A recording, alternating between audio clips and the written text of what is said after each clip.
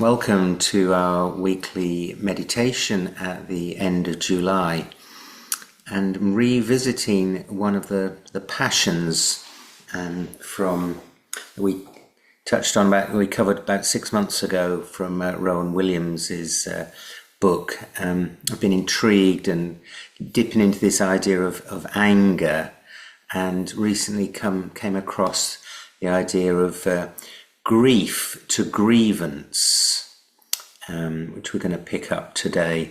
But just a reminder on anger being a passion that kind of two-sided. It can be good in some situations, but it can be quite destructive. And I always think of it as something that can involve pushing away, pushing others away. But yes, it can be healthy if properly managed, but can take a pathological form that leads to hatred and violence. And this can be seen and found both in individuals and in groups. And it's more on the community aspect that we'll focus on today. So, before exploring that further, let's bring ourselves into a place of calmness and balance. So let's focus on where we're sitting or lying. Let's really notice our points of connection, really bring our attention right into ourselves. Feeling the points of contact. And as we bring our attention initially to the breath, think that as we're breathing in, we're breathing in divine energy. We're breathing in and conscious of the things that God provides that we need. Calm. So as well as oxygen for the physical maintenance of the body, those emotional tools, calm, balance, strength, love. And maybe as we breathe in, rather than counting to 4, we just name those 4 things, or name 4 others that you might want. So as you breathe in, calm, balance, strength, love. And then breathe out. And then breathing in again, just naming those 4 or 4 other attributes that help and support you. So for me, calm, balance, strength, love.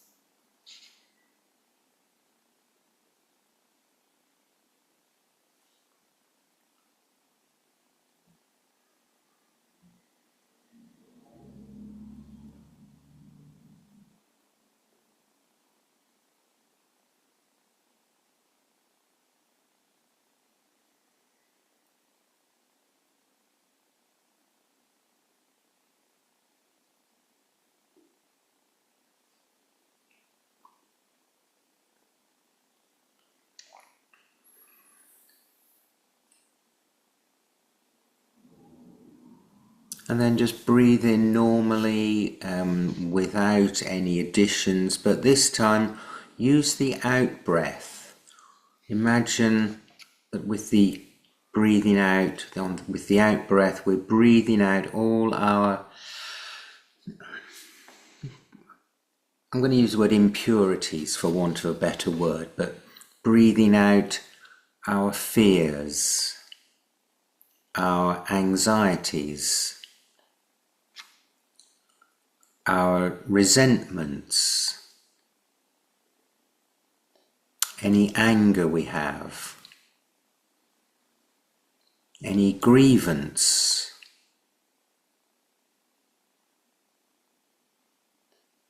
perhaps with that breathing out, a physical softening and relaxing of the body.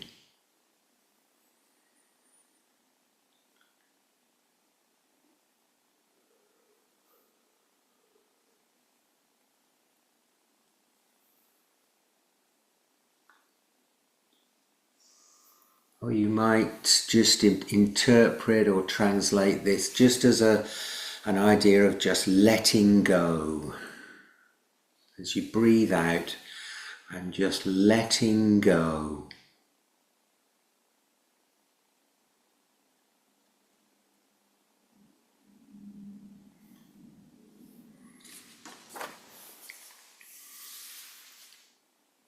Let go physically and allow your body to relax and soften, or let go emotionally of any anger, resentment that you're conscious of holding on to.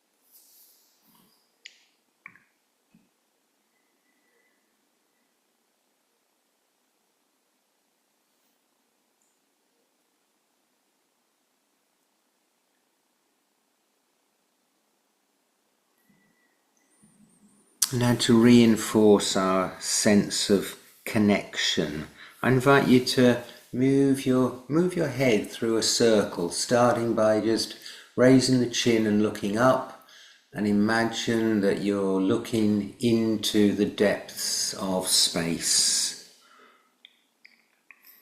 to the vastness of the universe.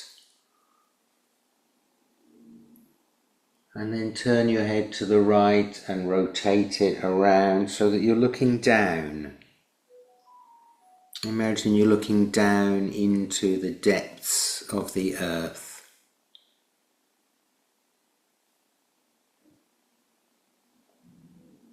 And then continue round to the left until you're looking up again.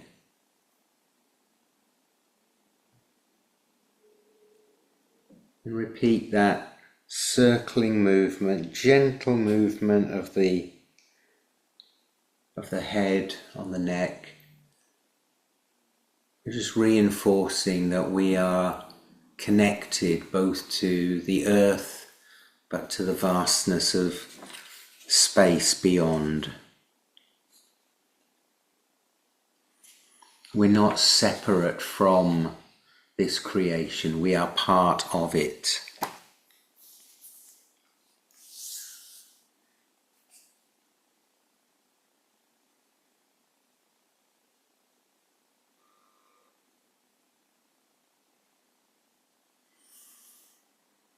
And then just pause and return your focus to the breath. Breathing deeply in through the nose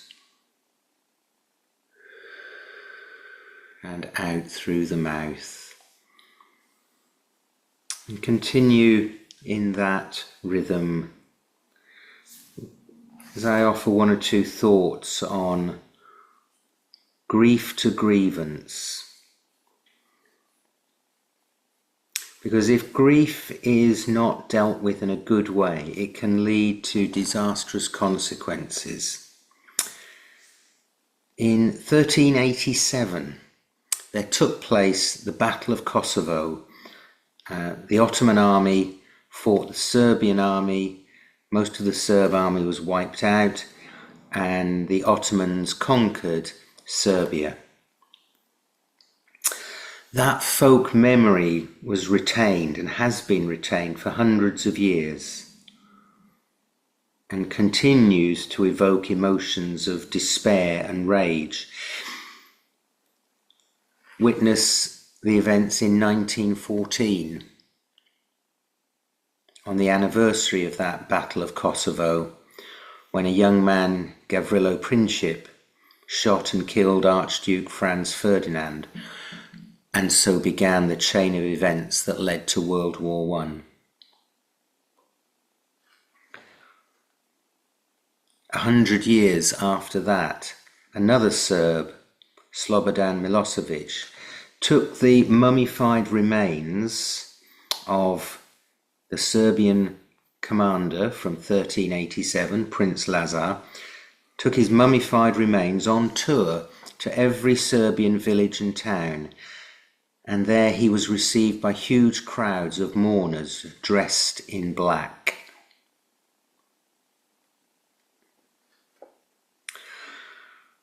What do we notice from that little historical event?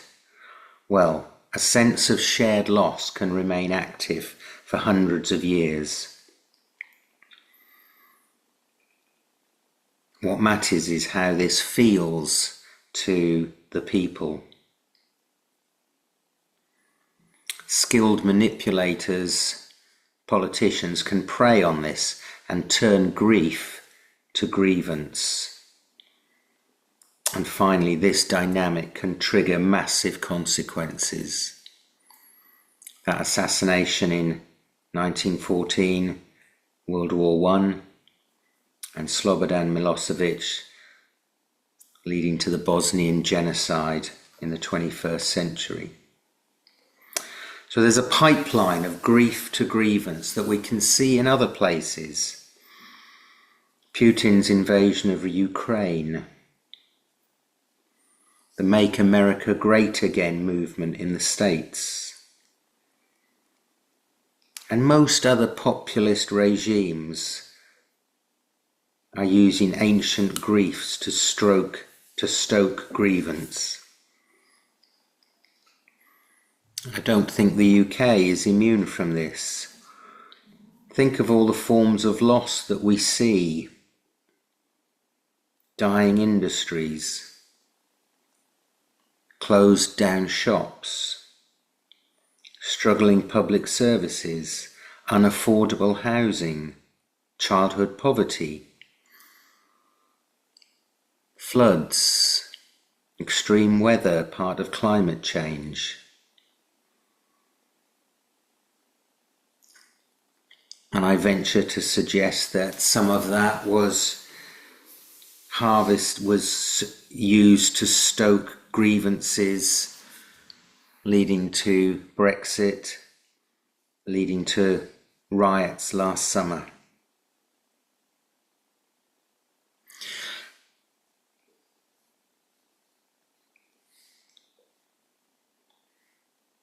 What can be done to avoid that? Well, we've used the theologian Walter Bruegemann before, and he suggests that instead of that grievance pipeline, instead we need a reality to grief to hope.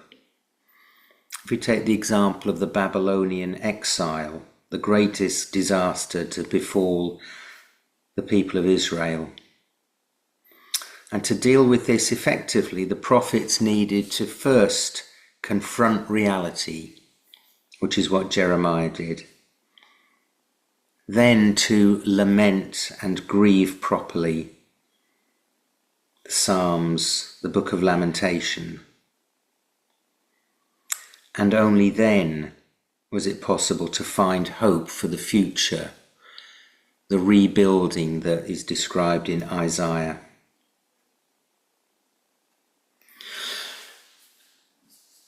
So let's pause and just think of and hold places, situations where there has been loss, and perhaps where grieving hasn't been fully practiced or observed.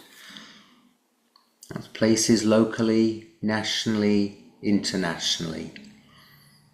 And let's just hold those and lament them in our own hearts.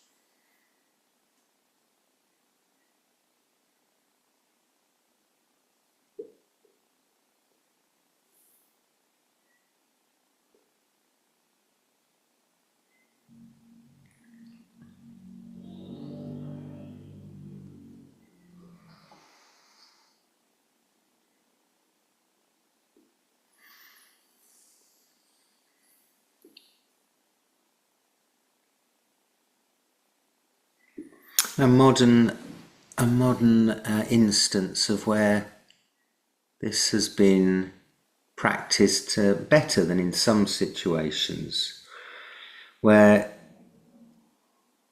it's been done collectively, fully appreciating the sense of loss, and tellingly with a sensitive use of ritual. When just then we were thinking of instances of loss, perhaps the coal mining industry in the UK might come to mind. Even today, mining communities still grieve their loss.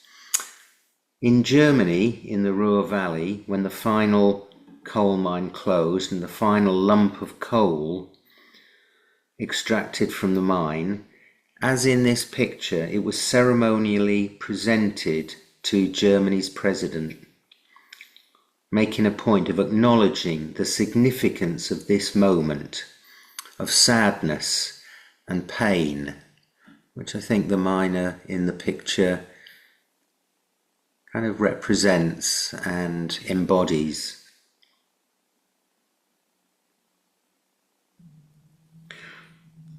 Our friend Richard Ruhr says, I surely believe some form of, because otherwise, if we don't do this, then we allow the grief to lead to grievance.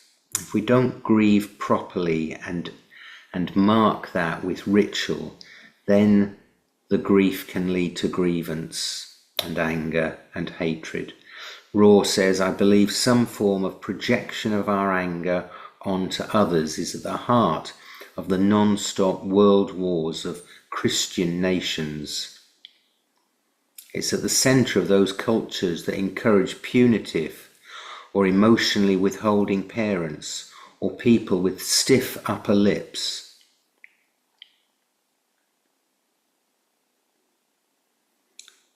He suggests, and I think there's a lot in this, that grief, just in the simple action of crying, teaches us to hold the emotion instead of projecting it elsewhere.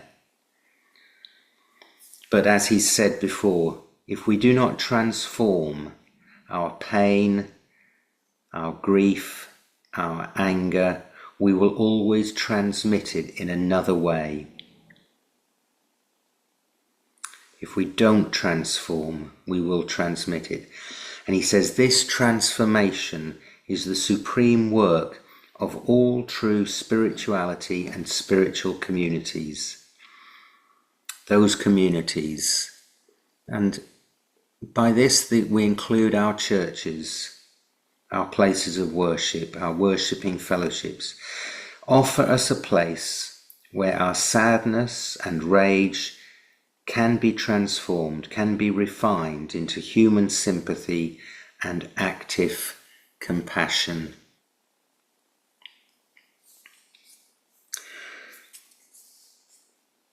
So we'll go to our longer silence with instrumental piece from Salt of the Sound called Vespers. Practicing stillness and balance.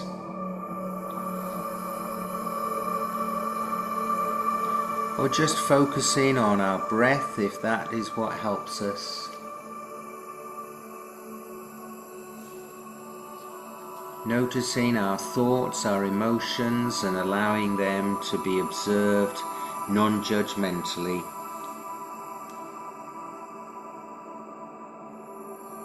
Or perhaps contemplating how grief can progress to hope rather than grievance, and what you and I might do to assist that.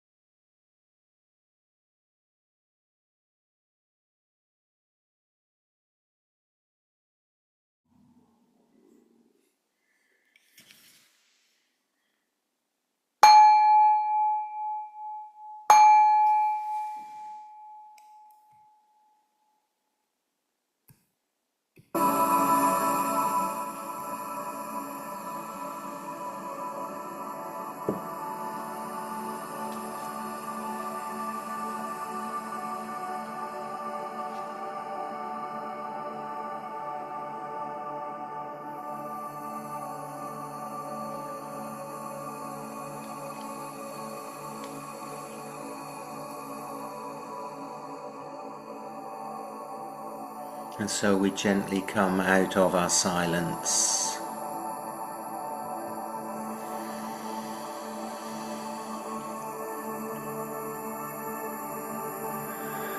Perhaps taking another slow, relaxed breath in and out.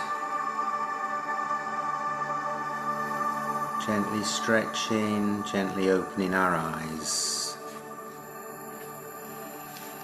Gently reconnecting.